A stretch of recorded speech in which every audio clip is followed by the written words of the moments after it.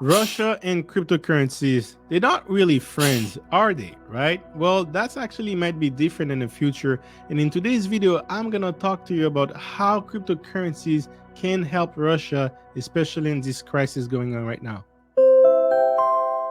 What's up, guys? This is JC and welcome to the Wealth Engineering channel. This is where I create content so that you can learn how to make, keep, and multiply money. We try to have an overseas and look on what's going on in the market when it comes to stocks, crypto, real estate, and business. And right now, what's going on in Russia could affect all markets, regardless of where we look, right?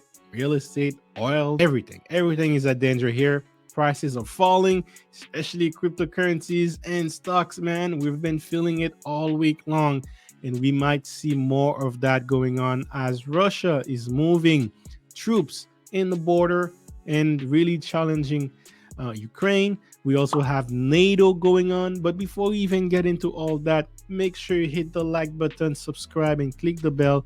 And I'm going to show you something about cryptocurrencies in Russia and how Bitcoin is mixed in all that, because this is very developing stories, interesting stories. Let's get into it. Not that long ago, guys, Russia was actually not in favor of cryptocurrencies, especially Bitcoins or any cryptocurrencies that you could mine, right?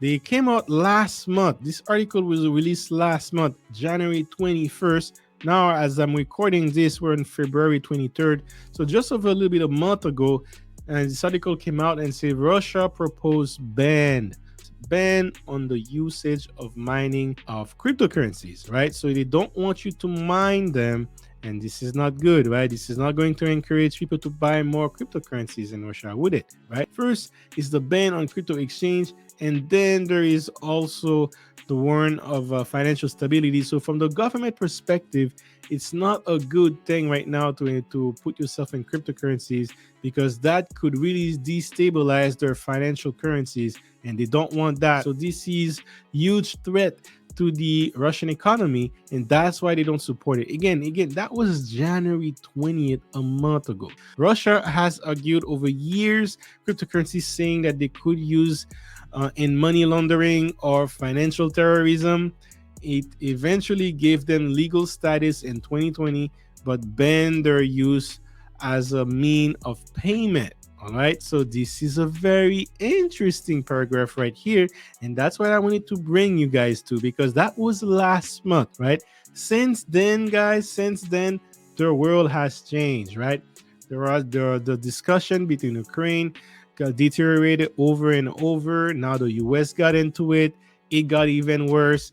Now NATO is all over the place and giving sanctions. And Russia has been talking about banning cryptocurrencies for years, right? Years.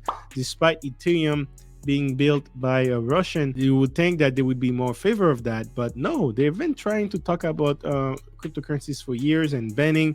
But they kind of have this love-hate relationship, more on the hate side with cryptos. But then again, the world changed, and now this is what they're saying, guys. Russia could use cryptocurrencies to blunt the forces of US sanctions, right? This is the New York Times releasing this article. This is interesting. This is their CBDC's version. I always talk about CBDCs, central bank digital currencies, and many countries are thinking about cryptocurrencies that are in a blockchain, but also that are being issued by government, which defeat the purpose of decentralized finance and Bitcoin and all that. But hey, they're looking into cryptocurrencies. So it's not necessarily Bitcoin. It's not necessarily something that they don't have any control over. But when it comes to their CBDCs, and they might want to use that, especially to do business with China. So this could be very interesting. And that would give them absolute control of their currency, how it's being wired, using blockchain as a way to receive and transfer a large amount of money at low fees, transferred very fast. That's the benefit that cryptocurrencies allows people to do.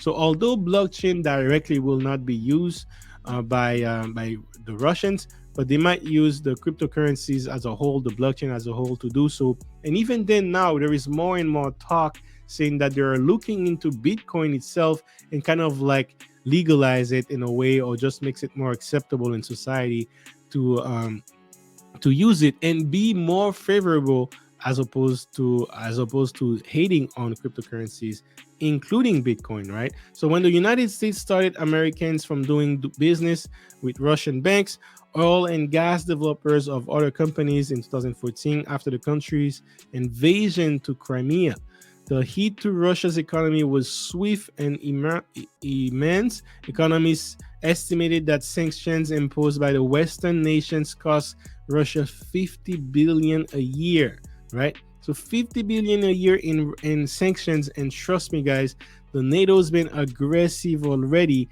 They even say that they had the first tranche of sanction release to go after Russia, and they're ready to go more. They have more tranche of sanctions ready for Russia to slow them down as they're gearing up to attack Ukraine. Right now, they're talking about a new way of transferring values to maintain that economy and avoid the sanctions. On Thursday, the Biden administration enacted fresh sanctions on Russia. Fresh, right? It's kind of like a fruit. They're saying that, hey man, you want some fresh sanctions? So exactly, guys, they're willing to make deals with anyone, such as China. China could have a huge part to play in all this, and as they don't like the US as well, they could partner with Russia and see where they go from there. And now it's affecting the world on a global scale.